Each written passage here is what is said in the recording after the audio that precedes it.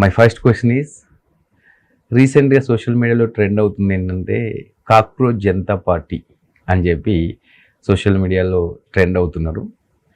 And అదే టైంలో దానికి మీడియా పీపుల్ కానీ అందరూ జెన్జీ అనే ఒక పదం వాడుతూ దాన్ని హైలైట్ చేస్తున్నారు. So what exactly it is and what is your thought about it? Okay. First మనము కాక్రోచ్ జనతా పార్టీ గురించి అది ఎట్లా ఆవిర్భవించింది, ఎట్లా మనకు ఎన్ఫోర్సబిలిటీకి వచ్చింది అనేది ఫస్ట్ క్వశ్చన్ సార్.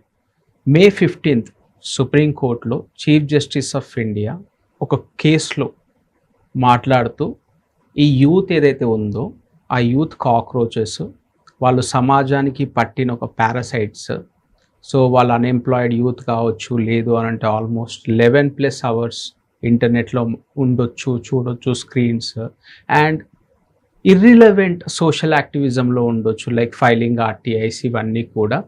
సో ఈ పర్టిక్యులర్ జనరేషన్ని what we call it as Gen Z, వీళ్ళు మనకు సమాజానికి పట్టిన కాక్రోచెస్ అని అనడం వల్ల మే 16th రోజు అభిజిత్ అనే వ్యక్తి who is doing his PG in Boston University, United States of America, he started a online platform sending the Google forms.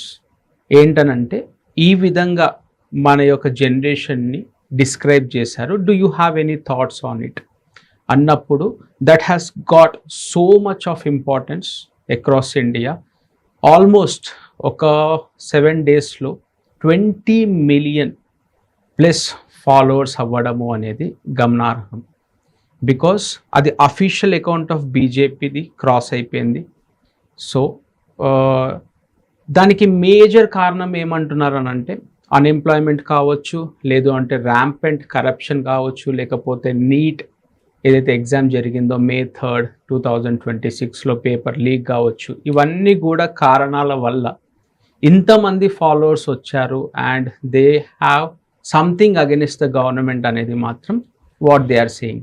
Okay, so ఇక్కడ జనరల్గా అంటే ఒక అడ్వకేట్గా మీరు ఆలోచించగలుగుతారు what exactly the pain behind that words. అంటే ఒక చీఫ్ జస్టిస్ స్థాయిలో ఉన్న ఒక వ్యక్తి అలా మాట్లాడడం అంటే ఊరికే మాట్లాడండి. 100% there is a standard deep reason behind it. ఊరికే అయితే అనరు, బికాజ్ ఒక రెస్పాన్సిబుల్ పొజిషన్లో ఉన్నారు ఆయన. బట్ ఆ మాట అనడానికి రీజన్ ఏంటి, ఏమై ఉండొచ్చు అని మీరు అనుకుంటున్నారు? యాక్చువల్గా May 15th రోజు స్టేట్మెంట్ తర్వాత ఈ May 16th ప్లాట్ఫామ్, ఈ ఆన్లైన్ ప్రొటెస్ట్ ఏదైతే ఉందో దాని తర్వాత he came to the media and he explain. నేను అన్న సిచ్యువేషన్ ఏంటి అని అంటే ఎవరైతే ఫేక్ సర్టిఫికేట్స్ తోటి ఎవరైతే యూత్ ఈ యంగ్ జనరేషన్ ఉందో వాళ్ళు కాక్రోచెస్ అని, but not to the general generation right now అని చెప్పి he gave the clarity. Okay, so generation అన్నప్పుడు మనకి ఇప్పుడు జనరేషన్స్ని డివైడ్ చేసింది ఎవరు? ఈ జెన్జీ అనే వర్డ్ పెట్టింది ఎవరండి? Any idea about it?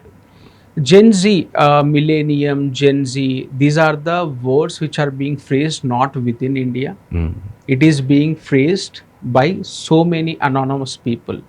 But we time and again we are making it to be the practical word to define the generation of this year to this year అని చెప్పి. So బేసిక్గా అంటే నేనేమంటున్నాను sir, అంటే నా ఆలోచన ప్రకారం స్వంతగా ఒక అమ్మ నాన్న కడుపులో పుట్టిన ఇద్దరు పిల్లలే ఒకలా ఉండరు. సో ఫర్ ఎగ్జాంపుల్ ఒక అక్క తమ్ముడు లేదా అన్న తమ్ముడు ఇద్దరి మెంటాలిటీస్ ఒకలా ఉన్నప్పుడు why we have to look old generation as Gen Z? Is there any real meaning behind it? ఒకటి. సెకండ్ క్వశ్చన్ ఏంటంటే ఇలాంటి డివిజన్ చేయడంలో ఫారెన్ ఇంట్రెస్ట్ ఏమైనా ఉందా? అంటే క్రియేట్ చేసిన వాళ్ళు ఇలా అంత ఒక గ్రూప్ని తయారు చేసి వాళ్ళ స్వార్థం కోసం వాడుకునే అవకాశం ఏమైనా ఉందా? జస్ట్ లైక్ కులాలు మతాలు ఎలా అయితే మనం క్రియేట్ చేసి ఒక గ్రూప్ ఆఫ్ పీపుల్ని తయారు చేసుకొని వాళ్ళ స్వార్థ ప్రయోజనాల కోసం వాడుకుంటూ ఉంటారు. ఇది హిస్టరీ మొత్తం చూస్తే అలానే ఉంటుంది. సో ఇప్పుడు ఇది కొత్తగా ఇలా తయారు చేయడం వెనక ఏదైనా బ్యాక్గ్రౌండ్లో అలాంటి ఆలోచనలు ఏమైనా ఉండొచ్చు అంటున్నారా? ఎగ్జాక్ట్లీ, మీరు అన్నది ఏంటనంటే every person is unique, every finger print is unique. అందుకే మనం బయోమెట్రిక్ ద్వారా వెళ్తున్నాం ముందుకి. సో ఒక పర్సన్కి ఇంకో పర్సన్కి ఎలాంటి క్యారెక్టరిస్టిక్స్ కామన్ లేనప్పుడు how can they have the collective interest yes is a question. So మనకు ఫిలాసఫీలో ఒక వర్డ్ ఉంటుంది సార్, కలెక్టివ్ కాన్షియస్నెస్ అని చెప్పి. ఎస్ ఫర్ ఎగ్జాంపుల్ ఈరోజు మార్నింగ్ నేను ఇంట్లోకి వెళ్ళి బయటికి వచ్చినప్పుడు సో ఒక ర్యాక్ పిక్కర్, ఒక beggar kind of person, unfortunately people have been going through it. So కుక్కలు వచ్చి అతని మీద అటాక్ చేస్తున్నప్పుడు he started beating it, okay he started flogging it, రాళ్ళతోటి కట్టెలతోటి. అది ఊరుకుంది, అవును కరవడము అంతా బంద్ చేసింది, అయినా కానీ కొట్టడం స్టార్ట్ చేసిండు. కాలనీలో అందరూ వచ్చినారు, అరే ఎందుకు కొడుతున్నావు కుక్కను అని చెప్పి. అంటే ఇక్కడ అందరు ఎందుకు రావాల్సిన అవసరం ఉంది అనేది మీ క్వశ్చన్. అవును that is what we call in philosophy as collective consciousness. అదేవిధంగా ఈ పర్టిక్యులర్ జెన్జీ అనే జనరేషను కలెక్టివ్ కాన్షియస్గా ముందుకు వెళ్ళాలి అనుకుంటే వెళ్ళొచ్చు. ఫర్ ఎగ్జాంపుల్ ఈ ప్లాట్ఫామ్ మీద ఈ ఆన్లైన్ ప్రొటెస్ట్ ఏదైతే ఉందో దాని మీద కొంతమందికి నెగిటివ్ థాట్స్ ఉండొచ్చు, కొంతమందికి పాజిటివ్ థాట్స్ ఉండొచ్చు.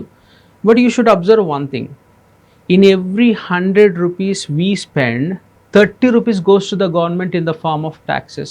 Yes Could it be direct tax, indirect tax, SGST or CGST? Yes Every 30 rupees I pay to the government in the form of taxes. Don't I have every right to make them accountable?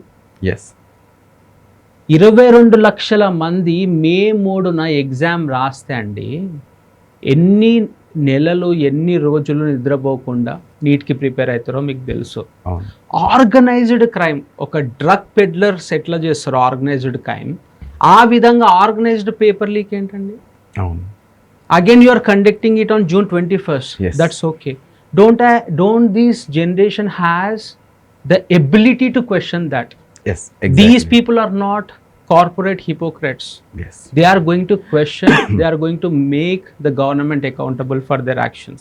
Yes so ya that's true 100%. Because లక్షల మంది ఎంతో కష్టపడి వాళ్ళ తల్లిదండ్రులు ఎన్నో ఆశలు పెట్టుకొని ఎంతో కాంపిటేటివ్నెస్తో నేర్చుకున్న పిల్లలు ఒక ఎగ్జామ్ రాసిన తర్వాత పేపర్ లీక్ అవ్వడం అనేది 100% అది చాలా దురదృష్టకరం, బాధాకరమైన విషయం. Yes, sir. Yes. అయితే ఇండియాలో ఉన్న ఇన్ని కోట్ల మంది ఎందుకు క్వశ్చన్ చేయలేదు, లేదా వీళ్ళకి ఉన్నటువంటి ఒక 4 పిల్లర్స్ లాగా ఉంటున్న డెమోక్రసీకి 4 పిల్లర్స్ అయినటువంటి 4 పిల్లర్స్ ఎందుకు దానికోసం ఆలోచించలేదు, లేదా ఆలోచించినా చేయలేకపోయారా? అసలు ఇండియాలో లేని నీట్ ఎగ్జామ్ రాయని బోస్టన్లో ఉన్న ఒక అభిజిత్ క్వశ్చన్ చేసినప్పుడు ఇది ఇంత హైలైట్ అవ్వడం ఏంటి? Okay. How you how to look at it? I know, I can sense the thought behind this question. మీరేమనుకుంటున్నారు అని అంటే అది ఫారెన్లో కూర్చొని చాట్ బాట్స్ క్రియేట్ చేసే ఆ వ్యూస్, లేకపోతే డీప్ పాకెట్ స్టేట్సా, లేకపోతే వెస్టెడ్ ఇంట్రెస్ట్ ఉన్న బంగ్లాదేశా, లేకపోతే పాకిస్తానా అని చెప్పి. మీరు స్టాటిస్టిక్స్ చూస్తే only 9% of the followers are Indians, almost 40+, 49+ are from Pakistan, మిగతా బంగ్లాదేశ్, నేపాల్ నుంచి ఉన్నారు అని చెప్పి. అదేవిధంగా this is a one version of the story. Yes ఆ statistics ministry of home affairs release చేసిందండి. Who released that? Who released that data? The data is being all reflecting in the WhatsApp status. Yes You have right agenda, you have leftist agenda, whatever agenda you have. You say 9%, you say 49%, you say 50%. Who published the data is a very important question, because any data being published in relation to the information technology needs to be done by the Ministry of Home Affairs. Yes. Has it been endorsed by the Ministry of Home Affairs? The answer is no. Yes Abhijit has categorically come and record and said 94% of the followers are from India, Okay. 1% from United States of America and 0.7% from United Kingdom. Okay Ikkada, this is what, see, yeah true I am advocate, I go by only two things, burden of proof and preponderance of probability. ఏదైనా evidence అనేది నాకు చాలా important. Okay ఎందుకంటే I'm not rightist, I'm not leftist, I'm a political, I do not have any agenda. I want to see the perspective of the two people. Okay You got me, sir. Yes Whether this data is transparent, whether this data is authenticated by any government organization, the answer is no. Okay. So government home affairs నుంచి ఈ data ఏదైనా వచ్చే అవకాశం ఉందా? Expect చేయొచ్చా అండి? అంటే ఈ పర్టిక్యులర్ ఫాలోవర్స్ ఎక్కడి నుంచి ఉన్నారు? ఏంటి? ఇది ఒక 100%, ఆర్గనైజ్‌గా చేస్తున్నారా? 100%. మీరు ఎక్స్ అకౌంట్ చూసినట్లయితే they have blocked the X account. Okay. Central government legal demand పంపించిందండి ఓకే.